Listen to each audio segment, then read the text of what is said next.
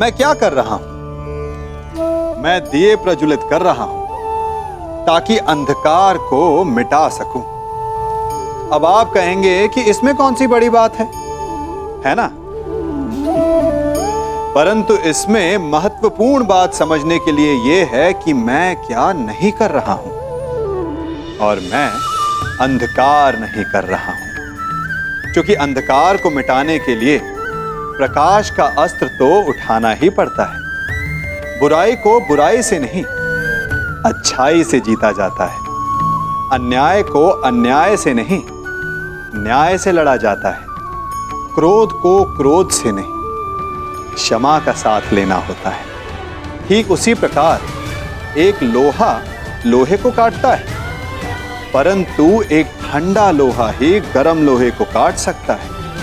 इसलिए यदि आपको अपने जीवन में विजयी होना है तो अपने शस्त्रों को, अपने अस्त्रों को सोच समझ कर उठाइए, क्योंकि एक अनुचित सोच परिणाम पर भारी प्रभाव डाल सकती है। मैं तुम्हें श्राप देता हूं अश्वत्थामा, तुम्हारे ये घाव कभी नहीं भरेंगे। तुम चिरकाल तक आजीवन ऐसे सड़ते रहोगे।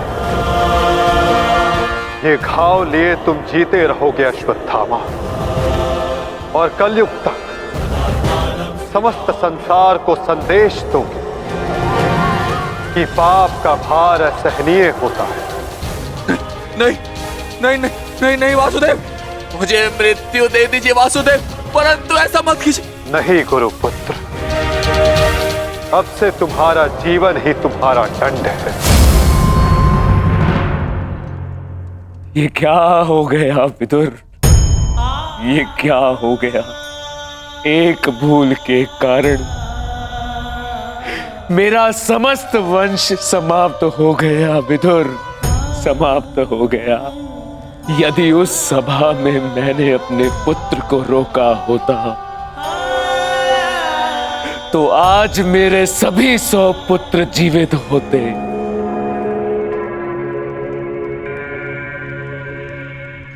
किंतु अब समय आ गया है पश्चाताप करने का। जाओ विदुर, और पांडवों को जाकर संदेश दो कि वो आकर अपना राज्य ग्रहण करें, और भीम से कहना कि वो मेरी सभा में आने से पूर्व वो मेरे समक्ष आए। मैं उस वीर से मिलना चाहता हूं जिसने अपनी प्रतिज्ञा पूर्ण करने हेतु मेरे 100 पुत्रों को काल की गाल में डाल दिया। जाओ विदुर, जाओ।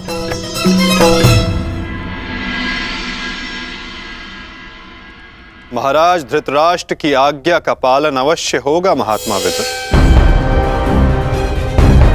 कल पांडव उनके समक्ष अवश्य प्रस्तुत होंगे।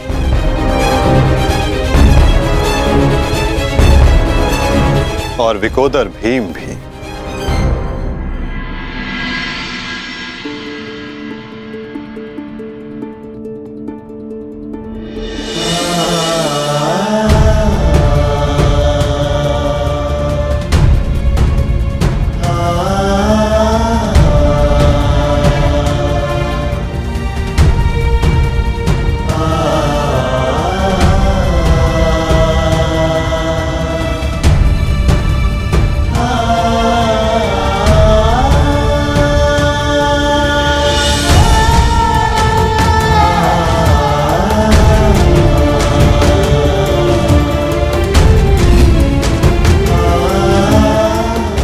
कल्याण हो पुत्रों।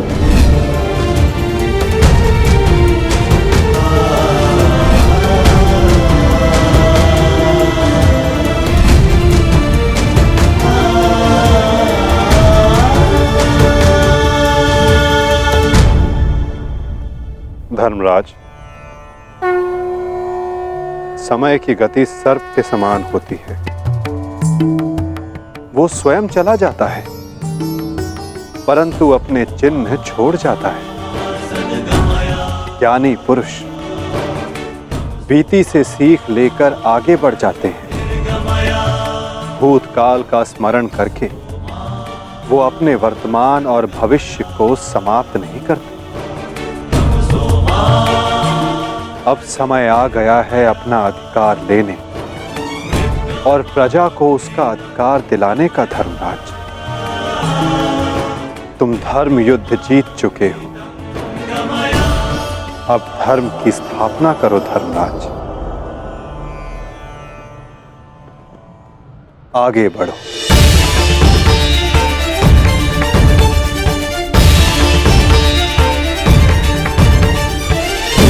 क्षमा क्षमोस्तेयम् शौचमिन्द्रिय निग्रहः क्षमा क्षमोस्तेयम् शौचमिन्द्रिय निग्रहः निर्विद्या सत्यं क्रोधो दशकं धर्मलक्षणम्। स्वागत है सम्राट। महाराज धृतराष्ट्र आप सभी की प्रतीक्षा कर रहे हैं।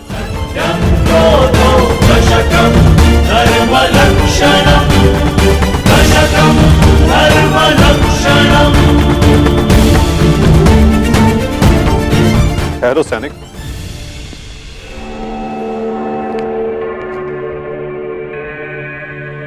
मुझे युवराज दुर्योधन का कक्ष देखना है। आइए वासुदेव।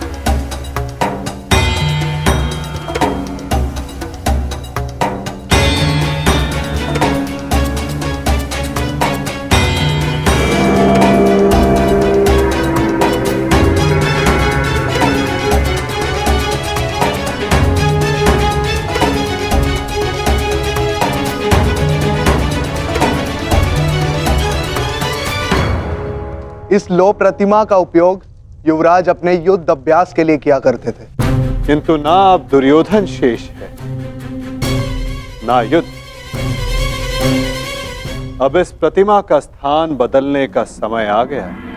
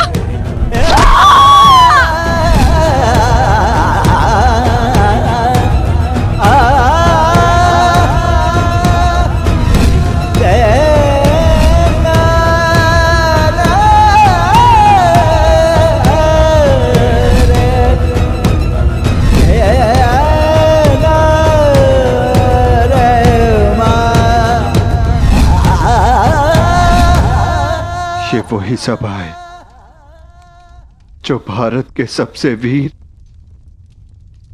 और महान महारथियों से सजी रहती थी, और आज ये रिक्त है। वो एक अशुभ दिन था, वो एक द्युत सभा जो मेरे 100 भाइयों और उन सभी महारथियों के विनाश का कारण बनी। 100 नहीं, 101। 101 भाई थे भ्राता भीम, कौरव और ज्येष्ठ कर्ण। सारी प्रतिज्ञाएं पूर्ण हो गई। यदि कुछ खाली है तो ये सभा। तुम सब विलाप ना करो।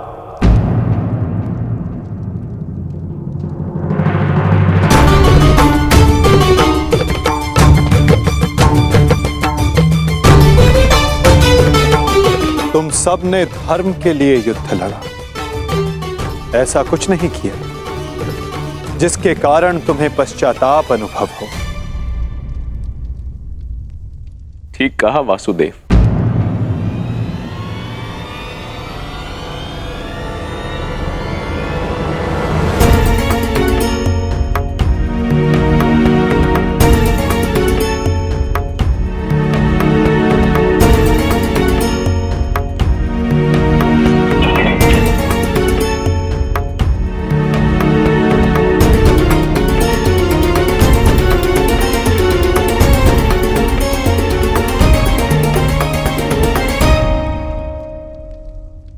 पश्चाताप तो मुझे करना चाहिए। एक राजा का कर्तव्य होता है अपनी प्रजा को उन्नति के द्वार तक लेकर जाना,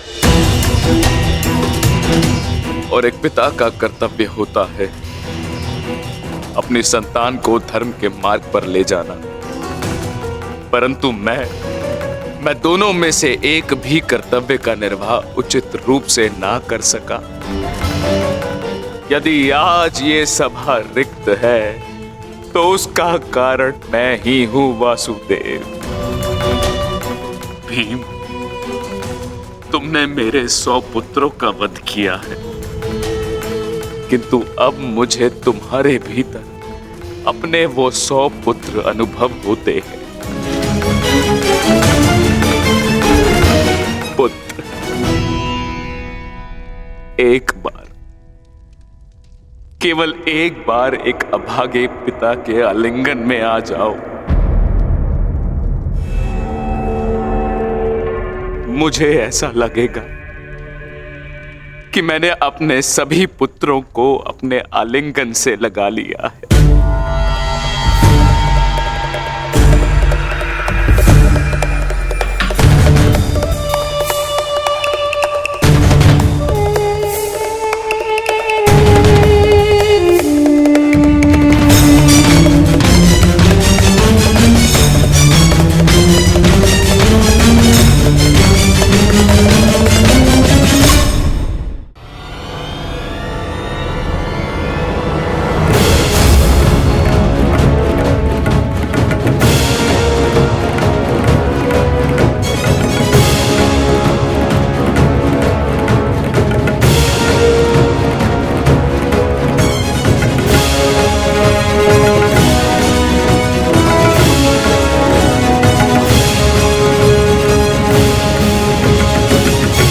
तुम्हारे अंदर 100 हाथियों का बल है ना भीम, और मेरी भुजाओं में भी मेरे 100 पुत्रों का वध करते हुए तुम्हें तनिक भी पीड़ा नहीं हुई भीम? तनिक भी हृदय नहीं कांपा तुम्हारा अपने भ्राताओं का वध करते हुए?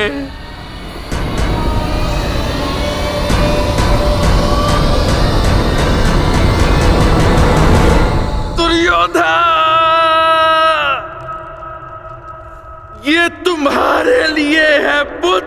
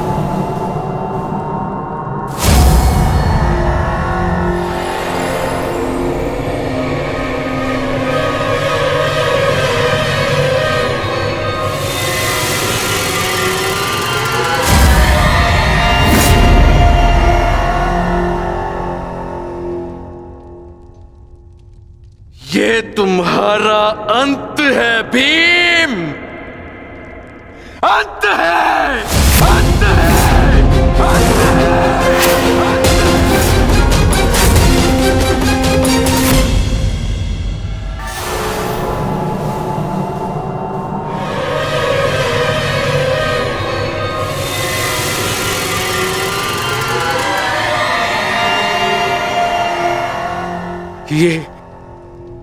ये मैंने क्या कर दिया? मैं भी पुत्र हंता हो गया। ये मैंने क्या कर दिया देव? भ्राता पांडु, मुझे क्षमा कर देना भ्राता पांडु।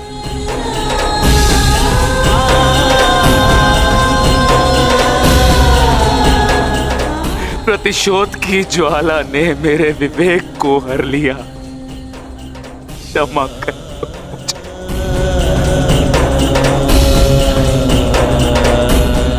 पुत्र भीम,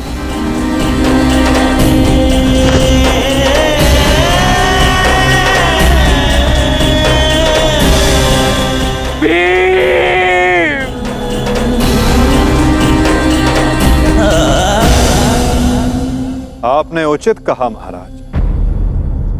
जब मनुष्य का विवेक हर जाता है तो उसके पांव स्वतः ही पाप की ओर बढ़ जाते हैं। किंतु अभी समय नहीं आया है महाराज कि आप अपने भाई से क्षमा मांगे। आपके पुत्र विकोदर भीम अब भी जीवित हैं।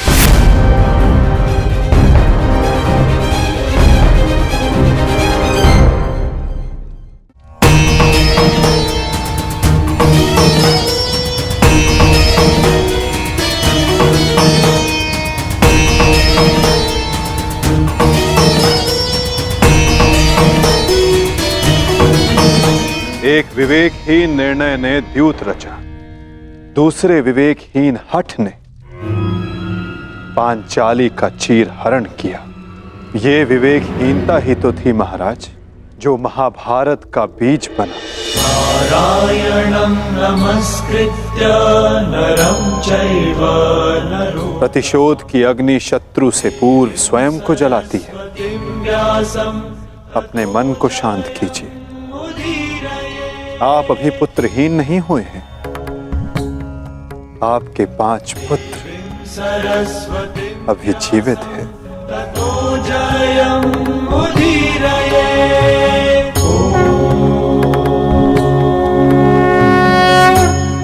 अपने मन की अग्नि को शांत कीजिए। किंतु मेरे मन की अग्नि शांत नहीं होगी वासुदेव।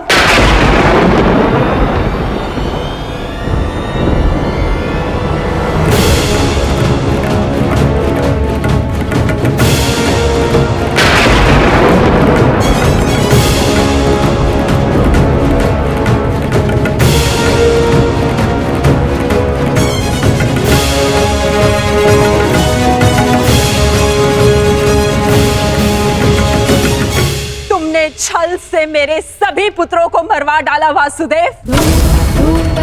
मैंने प्रयास किया कि मेरा एक पुत्र शेष रह जाए, परंतु उस प्रयास को भी तुम्हारे छल ने भंग कर दिया।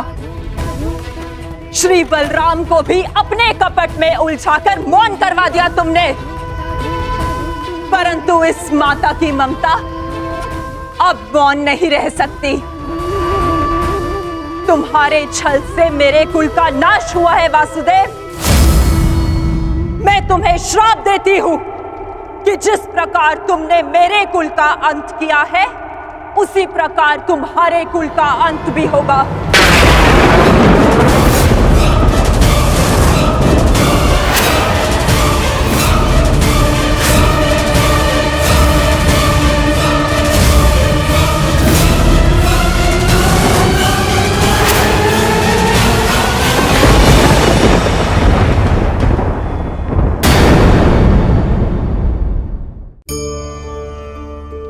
आप सब सोच रहे होंगे कि ये क्या मैं करने लगा।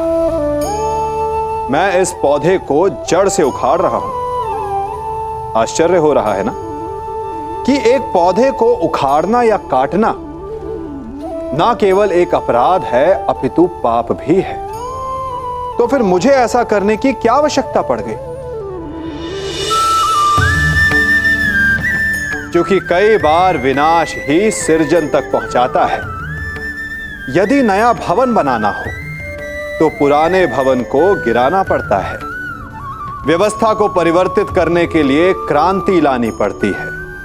और उसी प्रकार यदि किसी वृक्ष या किसी पौधे की जड़ों में घुन लग जाए या उसका मूल सड़ जाए तो उसे जड़ से उखाड़ देना ही श्रेयस्कर होता है, ताकि उस स्थल पर नए पौधे उपज सके। युद्ध करना पर्याय नहीं, परंतु कभी कभी शांति के लिए युद्ध करना आवश्यक हो जाता है। मैं तुम्हें श्राप देती हूं कि जिस प्रकार तुमने मेरे कुल का अंत किया है उसी प्रकार तुम्हारे कुल का अंत भी होगा।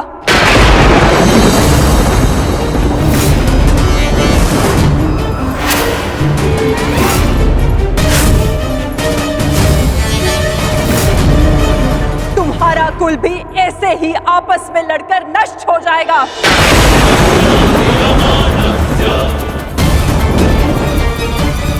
मैं भाग्यशाली हूं कि मेरे नेत्रों पर पट्टी बंधी है और मैं ये सब नहीं देख पाई, परंतु तुम ये महाविनाश अवश्य देखोगे।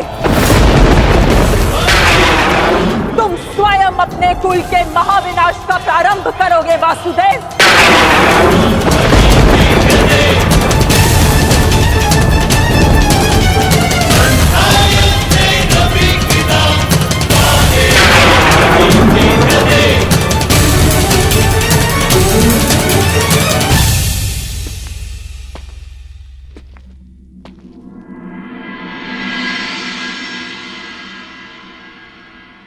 जिस प्रकार एक प्रसन्न माता का आशीष संसार में कोई नहीं रोक सकता, उसी प्रकार एक दुखद माता का श्राप संसार में कोई नहीं टाल सकता।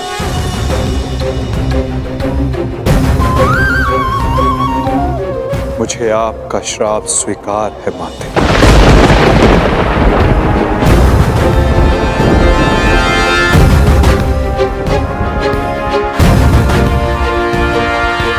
किंतु क्या आपको ज्ञात है कि इस युद्ध का सत्य क्या है? क्या आप जानती हैं कि इस महाविनाश, इस महायुद्ध का वास्तविक रूप क्या है? मेरे साथ चलिए माता, उस कुरुक्षेत्र की रणभूमि पर जो इस महाविध्वंस, इस महाभारत की साक्षी बनी है।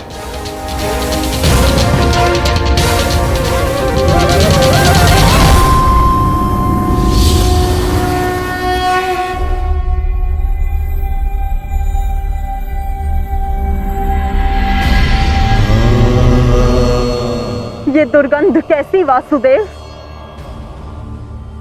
ये दुर्गंध उन वीरों के शवों की है जिन्होंने इस महायुद्ध में अपना बलिदान दिया है माता, परंतु जिन्हें अंतिम संस्कार का अवसर भी ना मिला। ये दुर्गंध यहाँ हुए भीषण संहार के एक एक क्षण का अनुभव करा रही है मुझे। तुमने छल से मेरे एक एक पुत्र का वध कराया है वासुदेव। अपने दिए गए श्राप पे मुझे कतई भी पश्चाताप नहीं है। इस युद्ध से किसी को कुछ प्राप्त नहीं हुआ। ये युद्ध सबके लिए दुर्भाग्य ही साबित हुआ है और तुम्हारे लिए भी ये दुर्भाग्य ही साबित होगा। और आज मेरे श्राप के रूप में तुम भी उस युद्ध से दुर्भाग्य ही लेकर जाओगे। जब आप मुझे अपराधी मान ही चुकी हैं, जब आप मुझे दंड दे ही चुकी हैं, तो आप मेरा कोई स्पष्टीकरण भी स्वीकार नहीं करेंगी माते।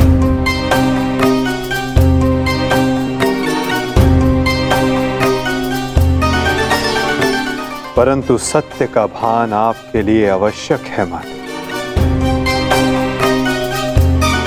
जिनकी दृष्टि से इस महायुद्ध का कोई भी क्षण, कोई भी छल अनदेखा नहीं गया है माते। अब वीर बार्बरी आपको सत्य का भान करवाएंगे।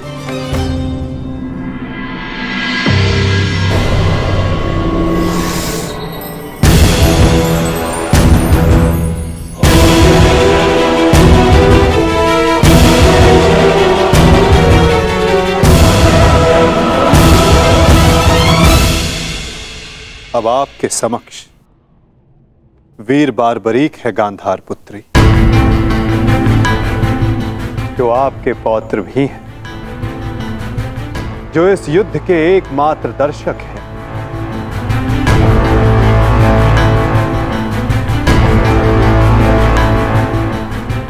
वो बार्बरी जिन्होंने अपना शीश दान किया और अमर हो गए।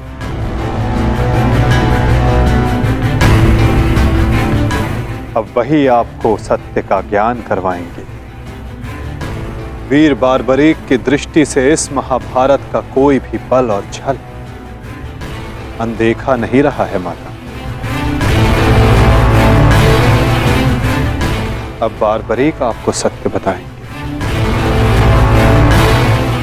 पुत्र बर्बरिक, तुम स्वयं बताओ, क्या वासुदेव ने छल से मेरे पुत्रों का वध नहीं करवाया है? यदि तुमने इस युद्ध का एक एक क्षण निष्पक्ष होकर देखा है, तो बताओ, कौरव वंश के वट वृक्ष महामहिम भीष्म, जिन्हें इच्छा मृत्यु का वरदान था, क्या वासुदेव ने उन्हें अपने छल से धराशाही नहीं करवाया है? क्या वासुदेव ने द्रोण पुत्र अश्वत्थामा की मृत्यु का छल रचकर आचार्य द्रोण का वध नहीं करवाया है? क्या मेरे पुत्र दुर्योधन की रक्षा कर रहे उसके मित्र कर्ण को छल से नहीं मरवाया है वासुदेव ने? पुत्र दुर्योधन पर युद्ध के नियमों के विरुद्ध जाकर प्रहार किया गया, क्या वो वासुदेव का छल नहीं था? मेरे समस्त 100 पुत्रों के वध का कारण केवल वासुदेव है। क्या ये भी सत्य नहीं है बार्बरिक?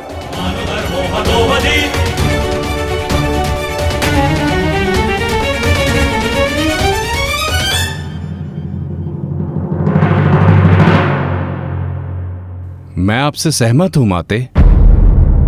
ये सब स्वयं वासुदेव ने करवाया।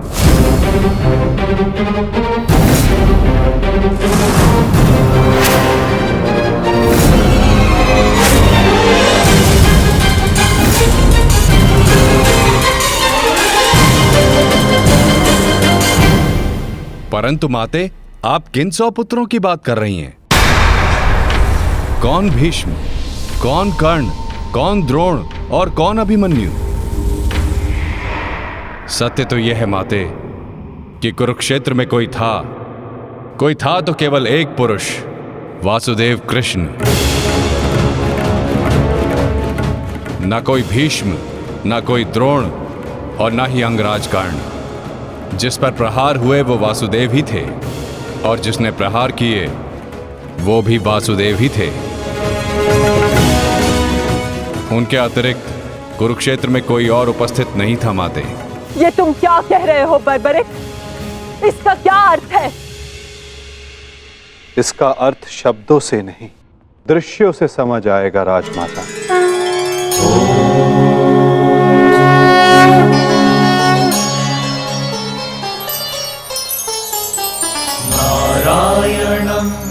इस युद्ध के प्रारंभ से अंत तक हर प्रहार मैंने किया और हर प्रहार मैंने ही सहा।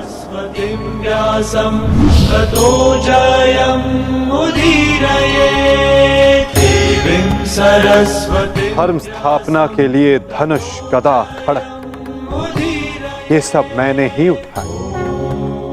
और इन सारे अस्त्रों का हर एक प्रहार मैंने ही सहा।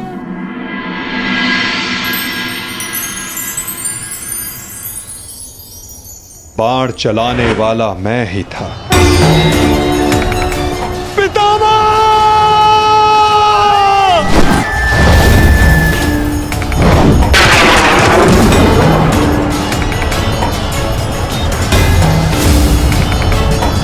और उस बाण को अपने शरीर पर लेने वाला भी मैं ही था।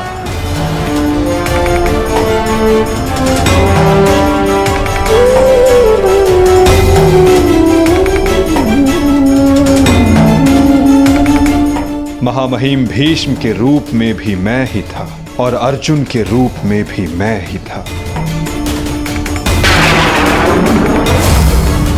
और सरशैया पर लेटने वाला भी मैं ही था। अभिमन्यु बनकर चक्रव्यूह मैंने ही तोड़ा।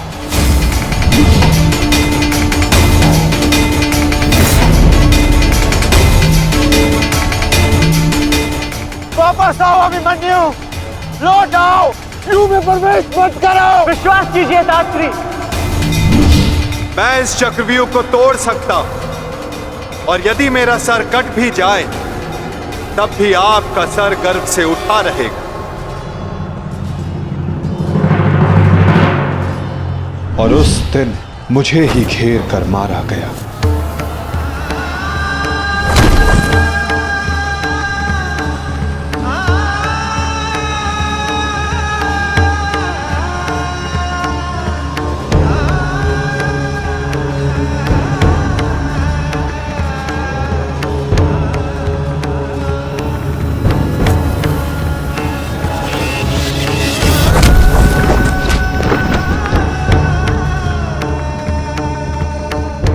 वो मैं ही था जिसने द्रोणाचार्य से कहा कि अश्वत्थामा मारा गया। आपने बिल्कुल सही सुना आचार्य द्रोण। अश्वत्थामा मारा गया। द्रोणाचार्य के रूप में अस्त्र त्यागने वाला भी मैं ही था।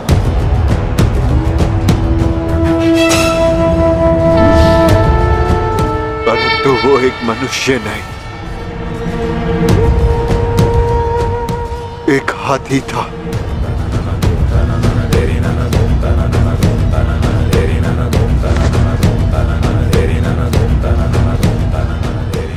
अश्वत्थामा! और धृष्टद्युम्न बनकर मैंने ही स्वयं पर प्रहार किया।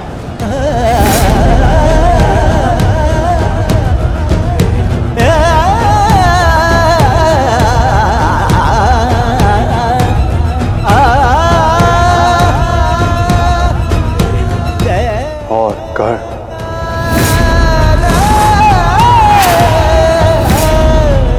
कर्ण के रूप में मैंने ही अपना कवच अपने शरीर से अलग किया।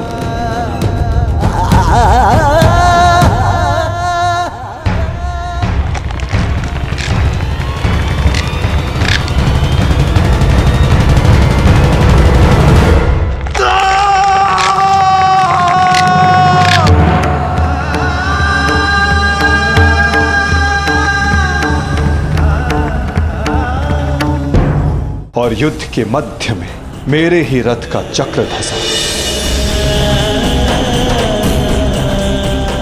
और मेरे ही आदेश पर मैंने ही स्वयं पर अंजलि का अस्त्र चलाया। अंगराज को मुक्त करो पार्थ,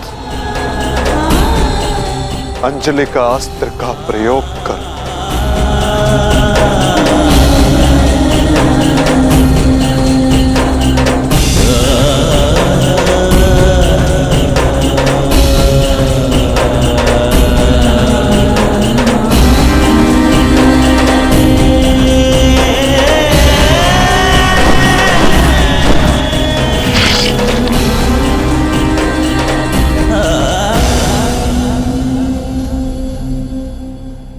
दुर्योधन के रूप में मेरी ही जंघा पर प्रहार करके मेरा ही अंत किया गया।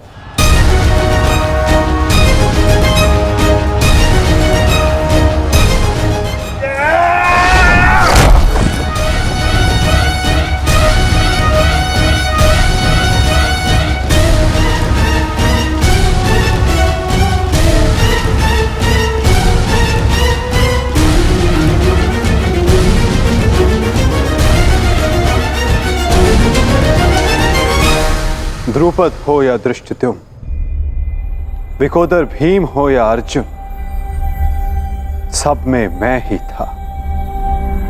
मैं ही विजयी हुआ और मैं ही पराजित हुआ।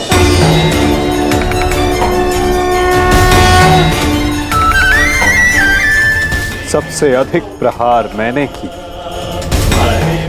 सबसे अधिक घाव मैंने ही खाया।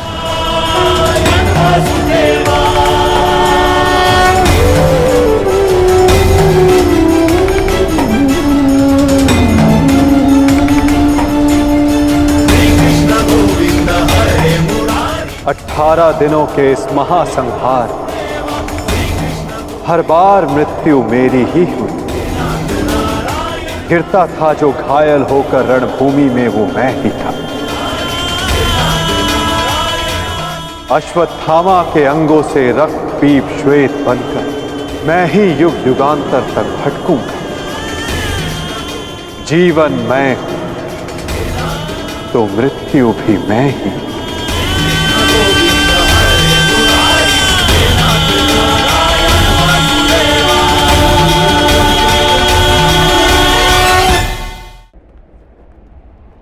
श्राप तुम्हारा स्वीकार है माते।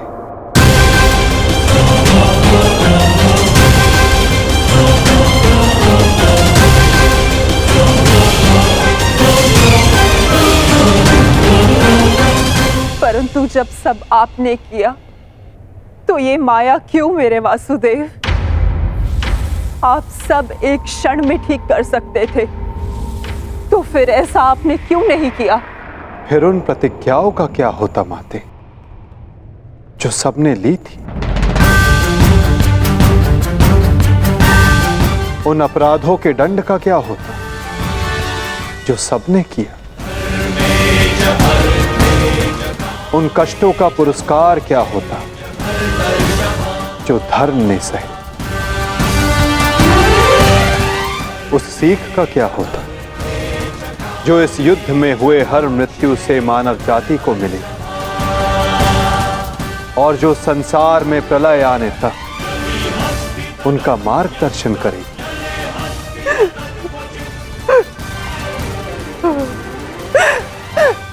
मुझे क्षमा कर दीजिए वासुदेव। मेरा श्राप वापस नहीं लिया जा सकता, परंतु क्षमा अवश्य मांगी जा सकती है वासुदेव। अपने पुत्र मोह में खोकर मैं उचित और अनुचित का भेद भूल गई थी।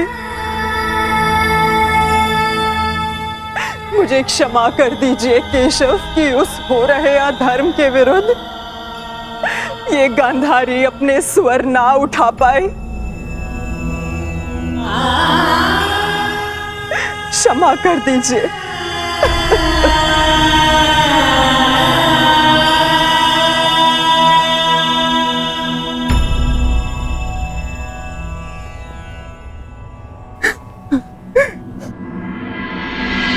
नहीं माते, किसी का अंत किसी के श्राप से नहीं होता।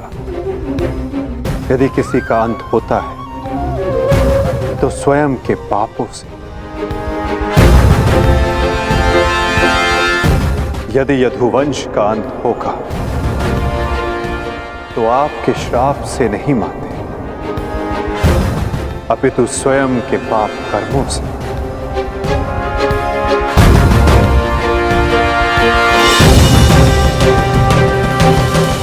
जब जब समाज में अपराध बढ़ेगा, एक महाभारत सामने आएगी। अपने ही अपनों को काटेंगे, कभी कुरुक्षेत्र में तो कभी द्वारका में।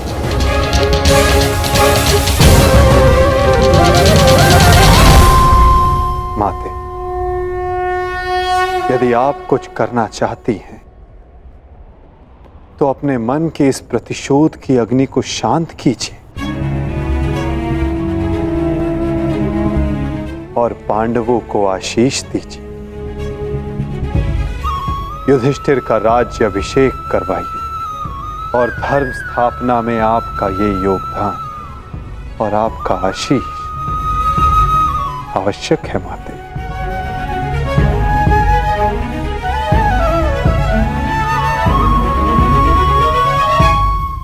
संसार में सबसे श्रेष्ठ क्या है?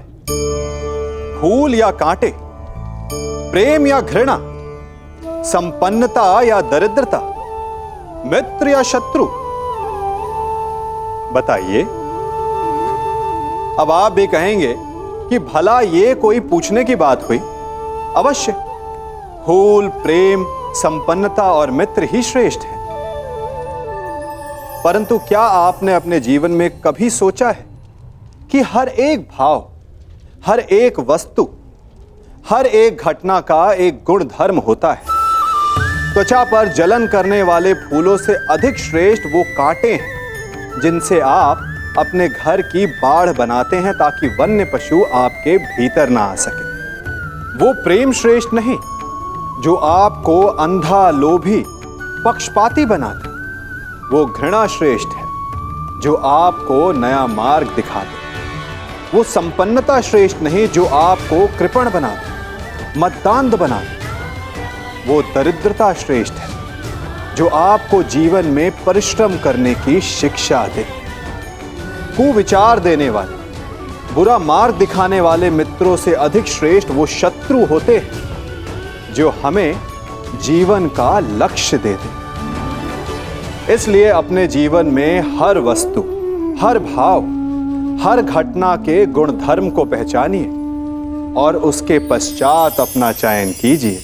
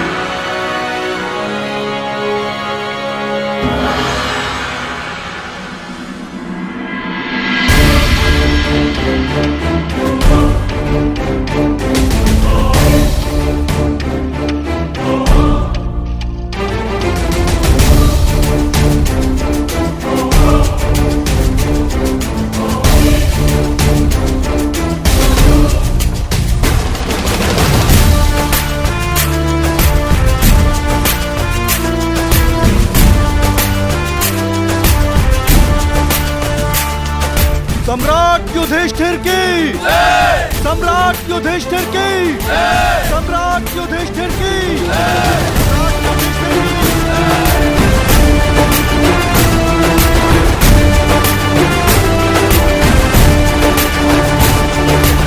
धर्मराज, केवल एक ही वीर था जो परिवर्तन के लिए अंतिम श्वास तक लड़ा। महारथी सूर्य पुत्र कर्ण।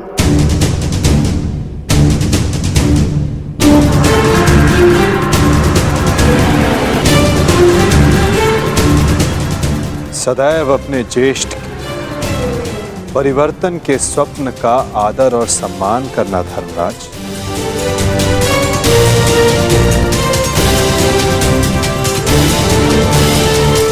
सम्राट पद पर स्थापना के पश्चात मैं पहली घोषणा करता हूं, हस्तिनापुर में अब जन्म निर्धारित व्यवस्था का अंत किया जाता है। वर्ण व्यवस्था रहेगी, परंतु वो कर्म के आधार पर आधारित होगी।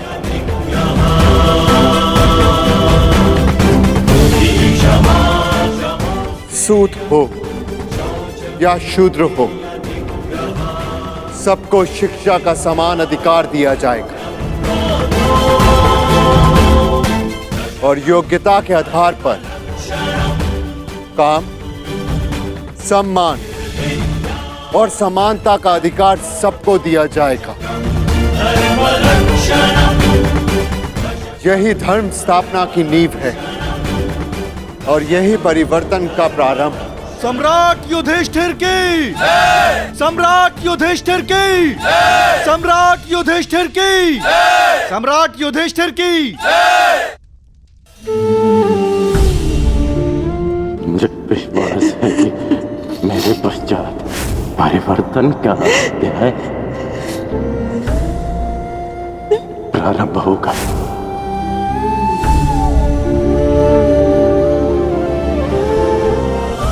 देख रहे हो राधे,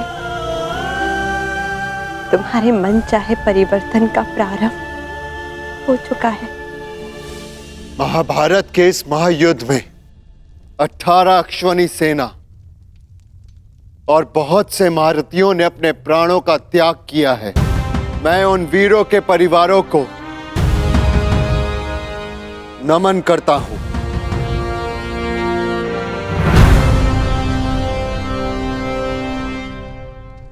मैं सम्राट युधिष्ठिर ये आदेश देता हूं, युद्ध में सम्मिलित प्रत्येक सैनिक के परिवार को आर्थिक सहायता दी जाएगी। उनके बालकों को शिक्षा, उनके आश्रितों के लिए भरण पोषण की व्यवस्था अब सम्राट का उत्तरदायित्व है। सम्राट युधिष्ठिर की, सम्राट युधिष्ठिर की, सम्राट युधिष्ठिर की, सम्राट युधिष्ठिर की। और भ्राता कर्ण, मुझे विश्वास है कि मैं संसार में सदा राधे कर्ण के नाम से ही जाना चाहूंगा। राधे कर्ण के द्वारा सुझाए गए प्रतिरूप के आधार पर राज्य में समानता की एक नई व्यवस्था विकसित की जाएगी।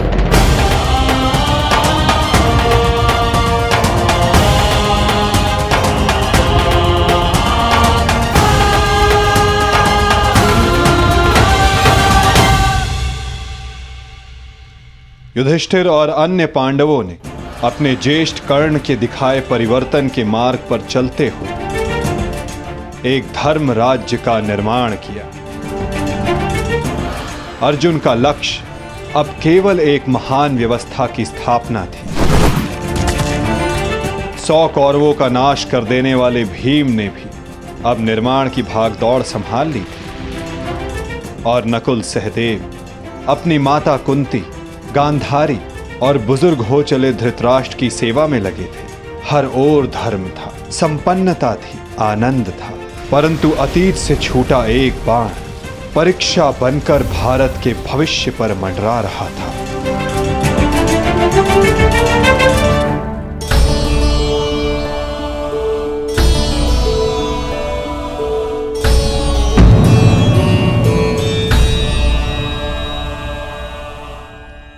आप सबसे ज्येष्ठ हैं भ्राताश्री, इस स्थान पर आपका अधिकार है, परंतु फिर भी आप ये स्थान रिक्त क्यों रखते हैं?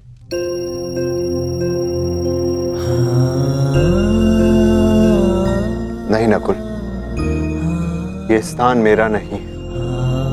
भ्राता कर्ण हम सबसे ज्येष्ठ हैं और सर्वप्रथम इस स्थान पर सिर्फ उनका अधिकार है।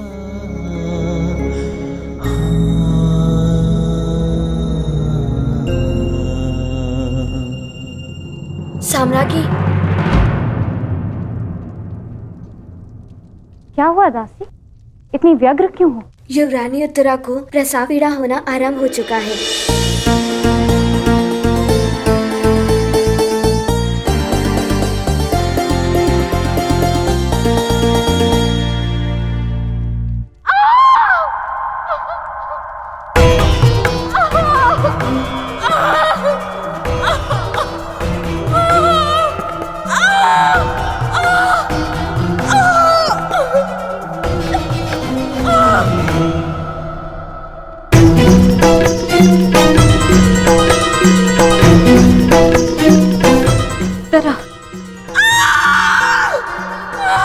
ज्येष्ठ, माता कहाँ है? माते?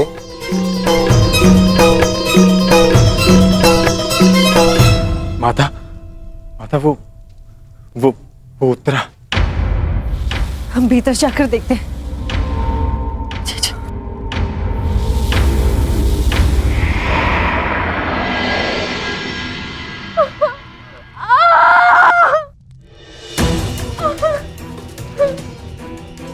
पुत्री, साहस रखो। अब और पीड़ा सहन नहीं होती माता। साहस रखो पुत्री, हम सब हैं तुम्हारे साथ।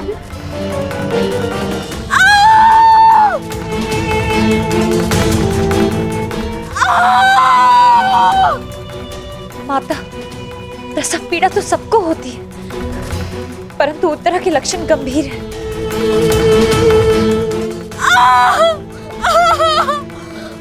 माता, कहीं कोई अनहोनी ना हो जाए।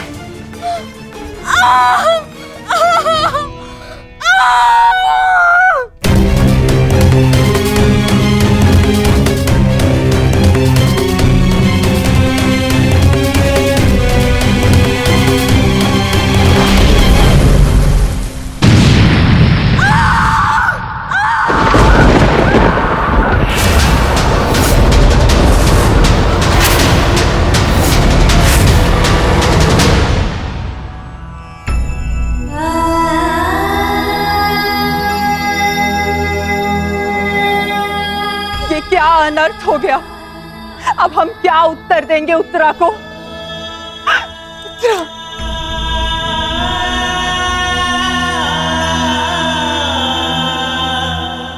क्या अनर्थ कर दिया अश्वत्थामा ने।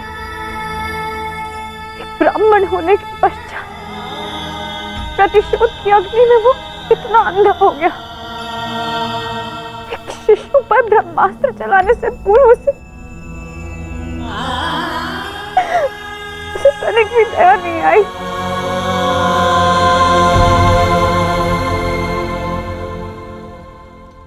क्षमा कीजिए महाराज, किंतु हम शिशु नहीं बचा सके।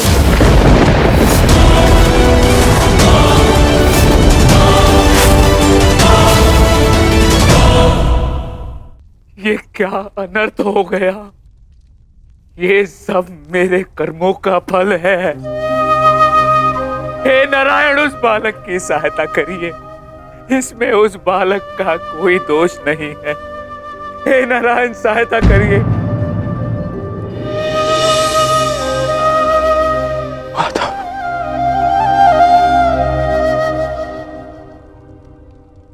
माता, कुछ कीजिए माता, कुछ कीजिए।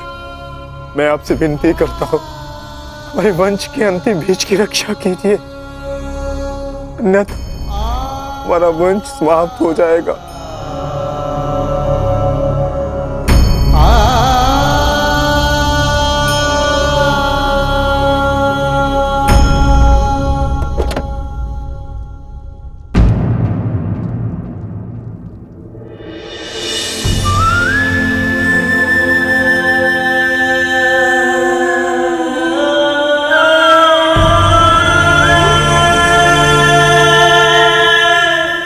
ब्रह्मास्त्र विफल नहीं जा सकता याज्ञसेनी।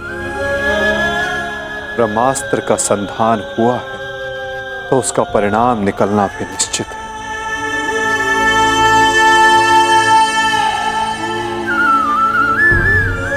क्या यही धर्म स्थापना है माधव? इस अजन्मे शिशु का क्या दोष जो इसे भी अधर्म का मूल्य अपने प्राण देकर चुकाना पड़ा?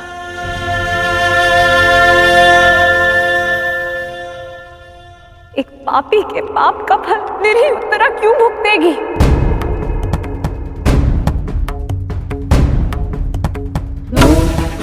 माधव, वो तो इस युद्ध में सम्मिलित भी नहीं थी, परंतु इस युद्ध में उसने अपना सब कुछ खो दिया। अपने पिता, अपना भाई, अपना पति और अब अपना पुत्र।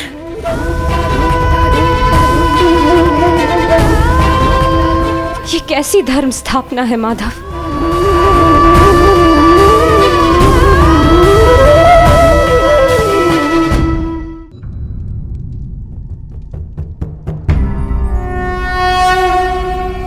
यदा यदा हि धर्मस्य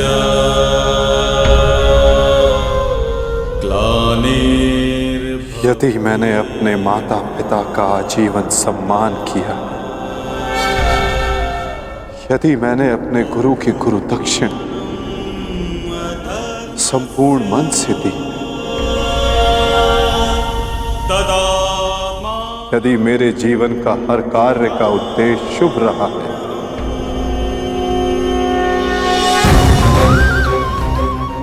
यदि मैंने धर्म स्थापना के लिए संपूर्ण प्रयास किया है,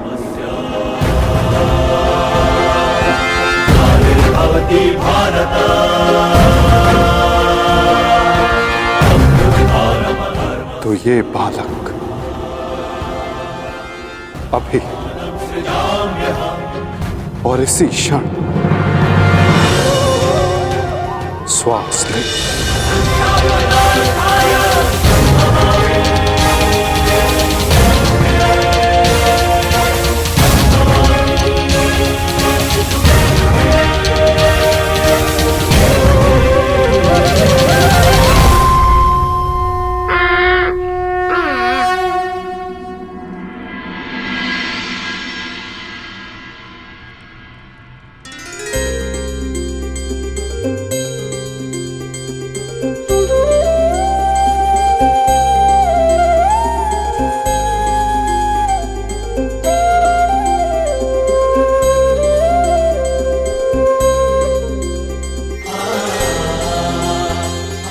अपने जीवन की सबसे कठिन परीक्षा में सफल हुआ है ये बालक। ब्रह्मास्त्र की कठिन परीक्षा में खरा उतरा है ये बालक,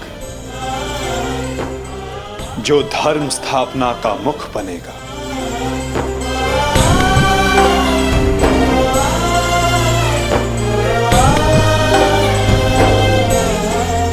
परीक्षित।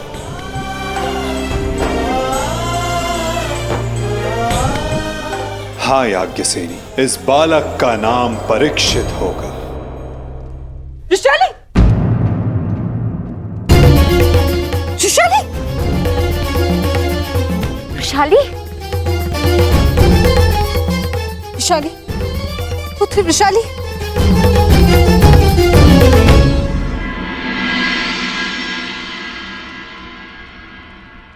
बधाई हो सम्राट। देवी वृषाली माता बनने वाली हैं।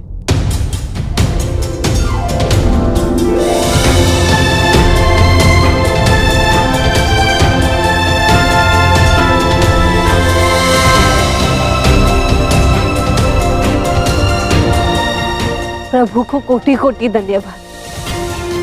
आज एक दिन में दो शुभ समाचार मिले। अब परिवर्तन के दो सूर्य चमकेंगे हस्तिनापुर।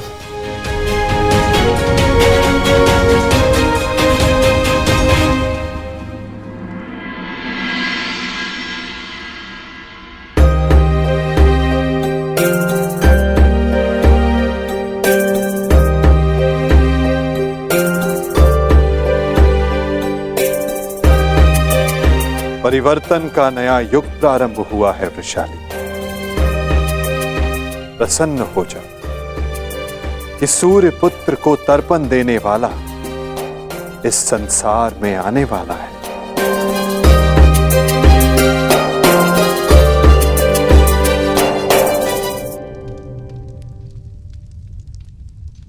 अब आप सब मुझे आज्ञा दीजिए।